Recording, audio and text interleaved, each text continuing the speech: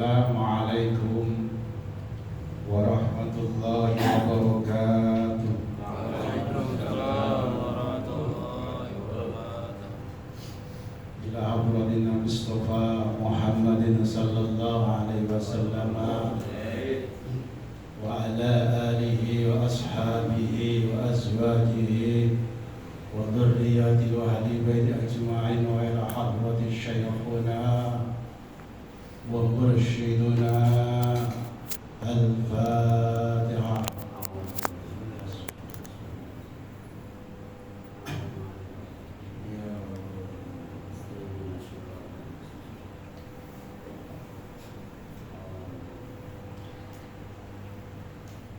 Alhamdulillah, alhamdulillah as-sami'il alim, al-ghafurur rahim, alladhi ittakhadha sayyidina Ibrahim khalila wa mannahu biminnatil jazil. أشهد أن لا إله إلا الله وحده لا شريك له شهادة تنجي قائلها من عذاب أليم وأشهد أن محمدا عبده ورسوله المؤيد بأفضل المعجزات القرآن الكريم والصلاة والسلام على حبيبنا وشفيعنا وقرة أعيننا سيدنا محمد النبي الهاشم وعلى آله وأصحابه وهم أصحاب اليمين وأصحاب جنة النعيم. قال الله تعالى: الحج أشهر معلومات فمن فرض فيهن الحج فلا رفث ولا فسوق ولا جدال في الحج وما تفعلوا من خير يعلمه الله وتزودوا فإن خير الزاد التقوى واتقون يا أولي الألباب. وقال نبينا محمد صلى الله عليه وسلم: من حج ولم يرفث ولم يفسق kharaja min dunubi kayawmin waladatu ummuh. Muttafaqun alaih. Hadratal ulama wal masyayikh rahimakumullah, khususnya guru agung kita beserta keluarga besar beliau, semoga dalam lindungan Allah Subhanahu wa taala. Para pengurus baik tingkat wilayah, daerah sampai dengan perwakilan beserta para perangkatnya, yang terhormat Haji Ali, Haji Mansur, dan sekjennya Bapak Haji Kusairi, para sepuh bini sepuh ingkang kula hormati Haji Muhaimin, Haji Khaironi, Haji Khairon, dan para sepuh-sepuh yang lainnya. Kemudian tak lupa para mubaligh, para wakil talqif, khususnya Kiai Malik Thohir yang sekarang bertugas di luar. Semoga beliau dipanjangkan oleh Allah dalam kesehatan, dalam ketaatan. Khususnya mubaligh yang sekarang dalam keadaan musibah, Ustaz Sunoyo, semoga diberi Allah kesabaran. Amin ya rabbal alamin. Kita bacakan satu Fatihah buat beliau semuanya, semoga dalam lindungan Allah Subhanahu wa taala. Al-Fatihah.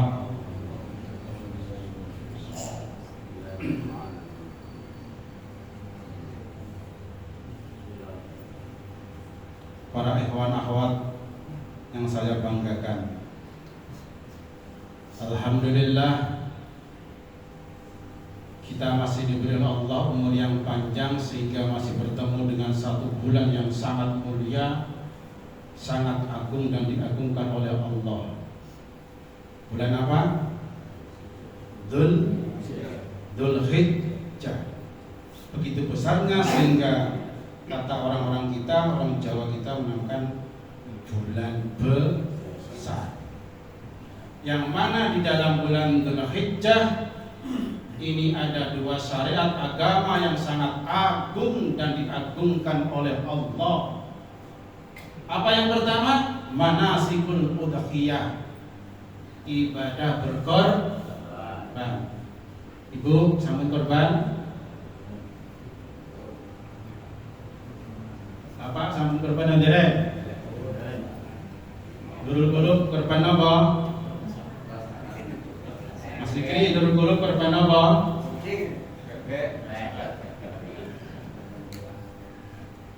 Tendana korban apa? Wah, sapi ini makan ini loh. Sudah kan sapi ya. Korwil korban apa? Perasaan.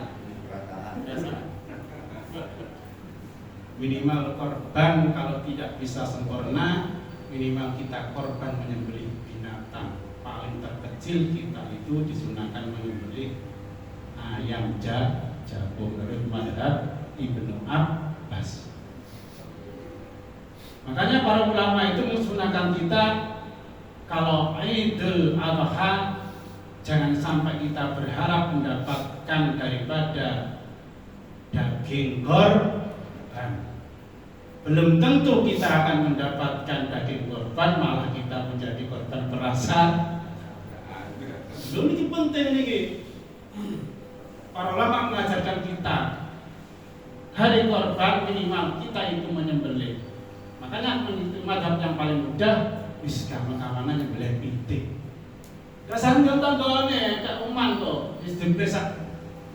Bapak ibu ya nak korban-korban tumpengan. Iku sudah mendapatkan daripada manasikul udhiyah. Karena tadi kalau kita berharap mendapatkan korban, malah kita menjadi korban perasaan. Apalagi panitia untuk sentimen. Waduh. Korban ini lali mau balik ya. Sangat atau. Kemudian yang kedua adalah manasikul hajj, ibadah haji. Dalam ilmu fikih, dalam syariat dikatakan al-hajju qasdu baitil haram, qasdul haram lin nusuk. Pergi menuju tanah haram dengan tujuan untuk ibadah. Maka seluruh umat Islam siapapun pasti kepingin bisa menunaikan ibadah haji sebagai penutup kesempurnaan daripada rukun Islam. Gitu betul? Gitu betul? Gitu betul? Mantap lah. Gitu betul? Makanya kepingin haji ini gampang. Ayo sekarang kita sing semangat. Sekarang kita tawaf nih. Sekarang Ka'bah kita angkat di sini, ini di derajat Ka'bah. Mari kita zikir bersama, yaitu talbiyah. Labbaik Allahumma labbaik. Tangannya angkat. Labbaik la syarika lak labbaik. Innal hamda wan ni'mata laka wal mulk la syarika lak. Allahumma salli ala sayyidina Muhammad wa ala ali sayyidina Muhammad. Allahumma inna nas'aluka ridhaka wal jannata wa na'udzu bika min sahatika wan nar. Rabbana atina fid dunya hasanah wa fil akhirati hasanah wa qina azabannar. Salam jauh. Loh, sama contoh ini kita sadarkan. Di depan kita Ka'bah, di depan kita ada Hajar Aswad. Karena kita jauh dari Ka'bah, maka kita harus salam jauh. Mungkin Ji, siapa? Salam jauh kan di sini sudah salam jauh. Semoga yang hadir semuanya minimal ditakdirkan Allah bisa haji meskipun haji ke haji. Amin. Amin. Amin. Syaratnya nabung dulu. Yakin. Kita harus yakin. Islam itu yakin. Bisa ziarah kanjeng Nabi. Bisa ziarah Baitul Haram.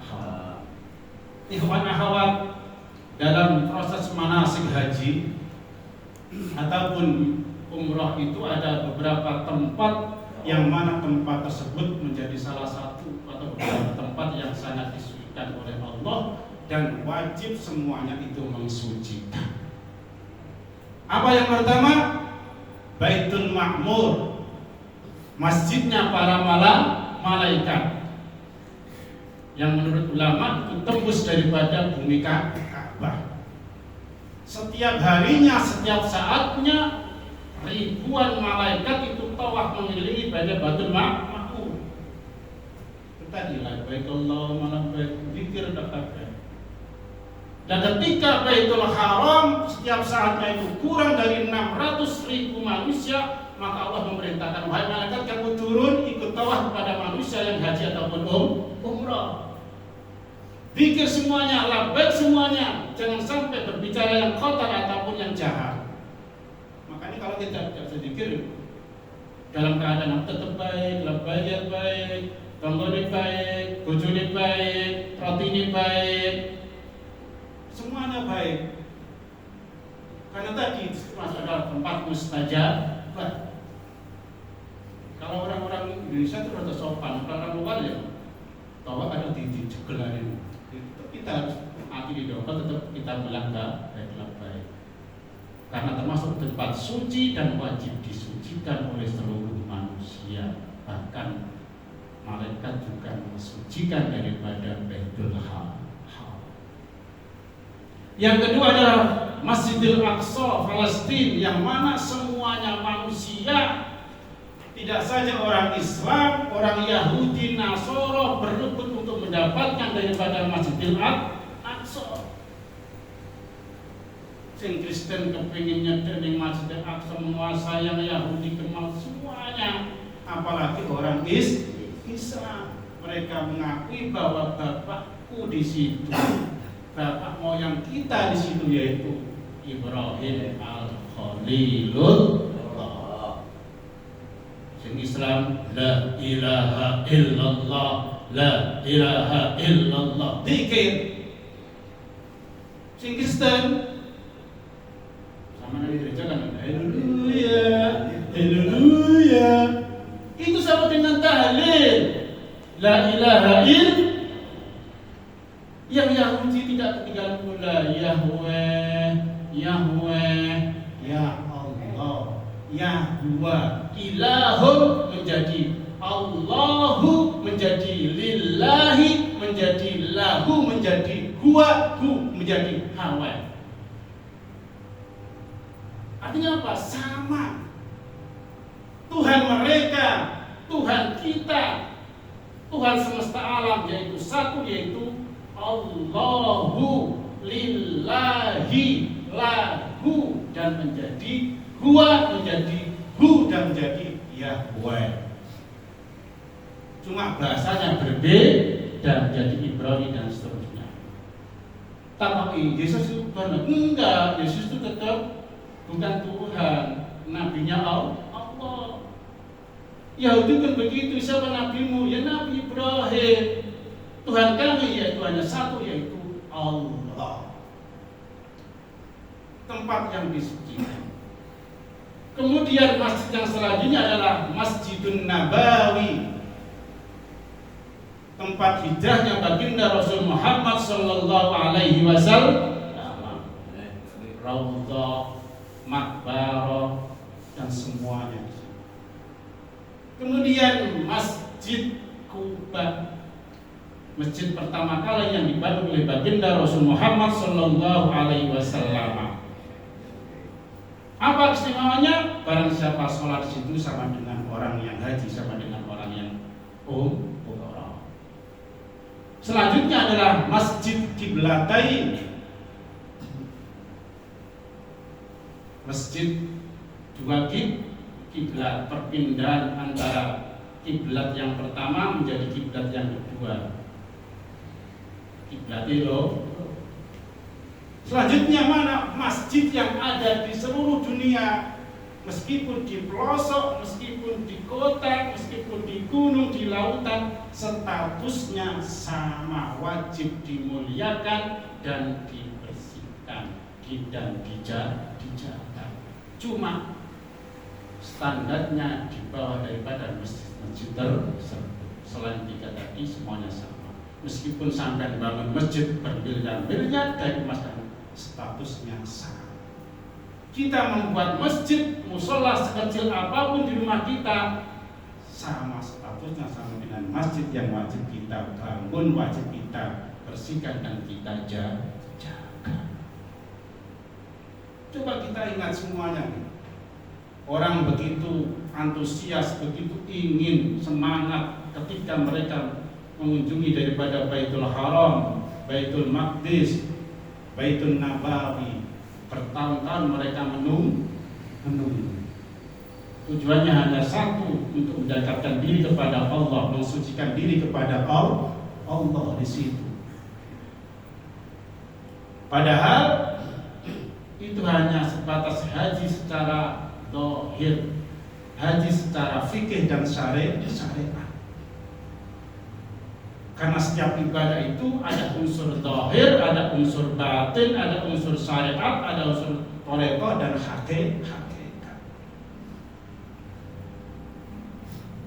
Banyak di antara kita orang Islam itu lupa bahwa dirinya telah dititipi Allah, telah dibangunkan oleh Allah di masjid yang sangat istimewa, Ka'bah di dalam dirinya, yaitu al-qalbu, hati yang mana menjadi pusat daripada seluruh peradaban di dunia, terutama pada dirinya sendiri.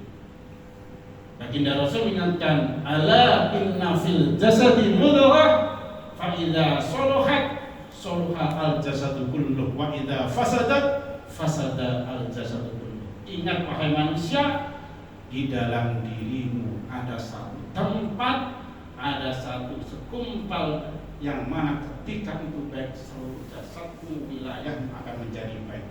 Tetapi sebaliknya ketika itu rusak, maka seluruh wilayahmu akan menjadi rusak. Ala wahyal qalb, ingat itulah hati kamu. Pusatnya daripada peradaban bumi ini berada di Ka'bah, Masjidil Haram. Di dekat Masjidil Haram terdapat beberapa yang wajib kita sucikan dan wajib kita agungkan. Apa yang pertama? Hajar Aswad. Selanjutnya apa? Multazam. Selanjutnya apa? Talang emas. Selanjutnya apa? Hijr Ismail. Selanjutnya apa? Maqam Ibrahim yang bangunan seperti kurungan. Selanjutnya apa? Sofa dan Marwah yang semuanya itu kita harus sucikan, kita harus jaga dengan baik-baik, dengan cara ibadah dengan baik. Tidak harus mencium Hajar Aswad. Kita harus ingat di situ ada sholat setelah tawaf, ada sholat di dekat daripada Multazam ataupun di Sidrin ataupun di situ di Maqam Ibrahim, apalagi nanti di dekat Sofa dan Marwah yang semuanya itu adalah mengelilingi daripada pusatnya, hatinya daripada peradaban alam semesta. Kita pun begitu, diajarkan guru kita, diajarkan mursyid kita. Beruntung kita bertemu dengan seorang mursyid yang mengajarkan agama secara luas, secara universal, secara komplit.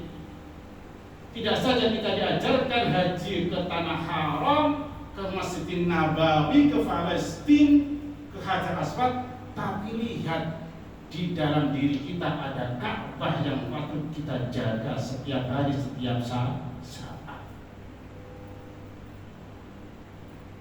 Dalam thariqah mengenal 7 latifah. Yang pertama adalah latifatul qalbi, kemudian latifatul ruh, kemudian latifatul sirri, kemudian latifatul khafi, kemudian latifatul akhfa. Nah, akhfanya inilah Ka'bahnya. 4 tadi merupakan daripada hajar aswad dan seterusnya. Naik lagi setelah kita zikir la, kita menembus kepada latifatul nafsi yang ada di pikiran kita, di jidat kita. Naik lagi dengan latifatul qalb, sidratul muntaha, baitul ma'mur sampai sidratul muntaha. Maka kita beruntung bertemu dengan seorang mursyid, seorang ajar thariqah yang mengajarkan 2 zikir, zikir jari dan zikir khafi. Zikir jari penting, zikir khafi tidak kalah penting, yang semuanya tujuannya adalah menghidupkan daripada tempat-tempat suci Ka'bah dan sekelilingnya yang wajib kita jaga nanti sampai kita bertemu dengan Allah Subhanahu wa Ta'ala. Tangan kita tidak ada gunanya, mata kita tidak ada gunanya, badan kita ada semuanya kalau nanti sudah mati. Jasad kita bagian daripada bumi dan cacing. Tinggal apa? Yauma la yanfa'u malun wala banun illa man atallaha biqalbin salim. Semuanya akan tidak ada gunanya. Hartamu, anakmu, pangkatmu, daganganmu, jasadmu, semuanya sirna tidak ada gunanya kecuali kamu telah kamu bangun di dunia ini, kamu titipkan untuk akhirat.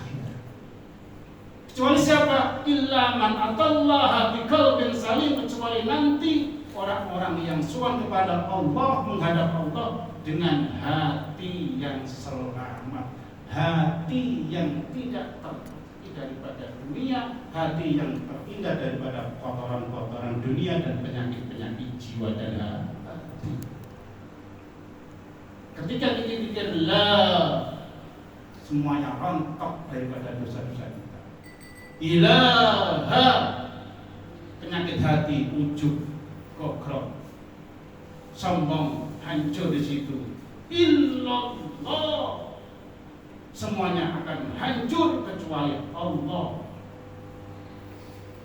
Jasad kita hancur, pangkat kita hancur, semuanya hancur, tidak ada gunanya kecuali Allah. Illallah. Bayangkan ketika kalimat tauhid kita ucapkan la ilaha illallah, 40.000 dosa dihapuskan oleh Allah. Hebat apa betul? Hebat. Tapi yang terpenting ketika zikir khafi kita tidak berjalan, kalau dalam kitab diterangkan fase-fase daripada zikir, mulai latifatul qalbi, latifatul ruh sampai dengan latifatul kemudian latifatul. Ketika kita tercuri daripada iblis dan lainnya atau dunia dan lainnya, maka masjid kita, Baitur Rahman kita, Ka'bah kita telah dimasuki musuh yang sangat nyata, yaitu iblis beserta bala tentaranya. Ketika telah mereka menguasai bangunan yang paling berharga diri kita, Ka'bah kita, perangkat-perangkat yang lainnya akan diajak untuk menghancurkan kita. Apa? Nafsu kita. Apa? Dunia kita. Apa? Jabatan kita. Apa? Ilmu kita. Apa? Populer kita, ketenaran kita, semuanya akan diajak oleh iblis untuk menghancurkan hati kita, bangunan Ka'bah kita, sehingga nanti kalau kita bertemu Allah dengan Ka'bah yang kosong sama sekali. Bagaimana kalau kita sowan kepada Allah dalam keadaan kosong, dalam keadaan bersih? Kita tergolong orang-orang yang sangat merugi dan orang-orang yang sangat celaka. Maka sekali lagi kita beruntung bertemu dengan seorang mursyid wali agung yang mengajarkan zikir kalimat tauhid la ilaha illallah, zikir khafi setiap saat, setiap waktu, agar bangunan Ka'bah kita, masjid kita, Baitur Rahman kita selalu terjaga daripada musuh-musuh Allah, daripada kotoran-kotoran duniawi dan penyakit-penyakit jin.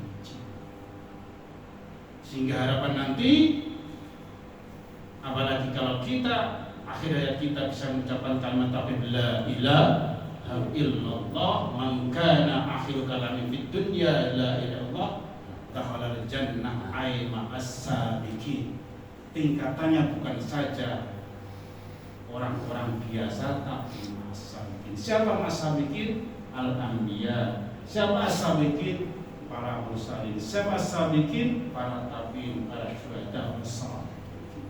Tingkatannya, levelnya adalah orang-orang sangat dekat kepada Allah, bukan tingkat yang biasa, tapi adalah tingkat yang sangat istimewa.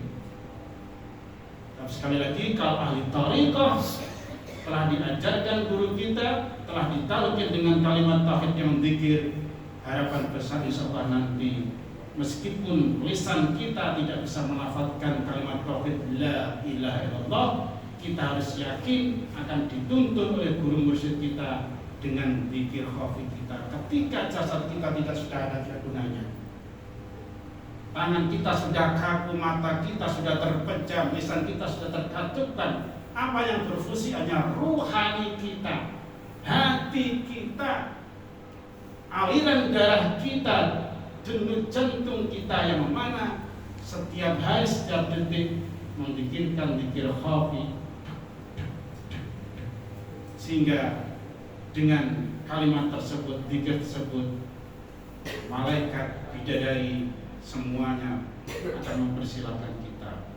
Wahai ayyuhadz dzakirun, orang ahli dzikir, ayyuhas sufiyah, hai orang-orang sufi, hai ahli thariqah, hai tabi'in, hai al-muhibbun as-sufiyah waliyullah, ta'al tafaddal min ayyi syai'in takhaltum, masuklah kamu ke surganya Allah lewat pintu manapun yang engkau sukai. Semoga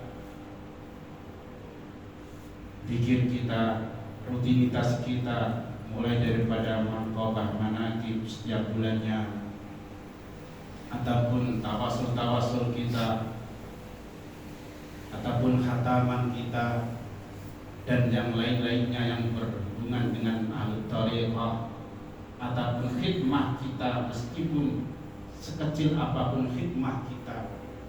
Apa khidmah kita terkecil? Bisa hadir di majlis manqabah, majlis manaqib, majlis daripada sultanullah, termasuk sudah khidmah. Apalagi bisa khidmah dengan harta kita, pemikiran kita, ilmu kita, jabatan kita, semuanya. Harapan besar kita nanti akan dikumpulkan dengan beliau-beliau para mursyid, dengan wali-walinya Allah, para sultan awliya Syabdul Qadir, di bawah bendera kalimat tauhid baginda Rasul Muhammad sallallahu alaihi wasallam, la ilaha illallah, la ilaha illallah, la ilaha illallah, Muhammadur Rasulullah. Dan terakhir, semoga saudara-saudara kita yang sekarang ditakdirkan Allah bisa haji ke Makkah dan Madinah dijadikan haji yang mabrur, dan semoga yang belum dipanggil Allah, kita semuanya ini, jamaah kita, ikhwan kita, dipanggil oleh Allah dengan keadaan yassir lana umurana, yassir lana ziarah wal Madinah bil afiyah wassalamah, bil afiyah wassalamah, bil afiyah wassalamah. Amin ya rabbal alamin. Maulaya ya maulaya Syekhuna Tajul Arifin, Maulaya ya maulaya Syekhuna Tajul Arifin, Maulaya ya maulaya ya Amiral Mu'minin, Maulaya ya maulaya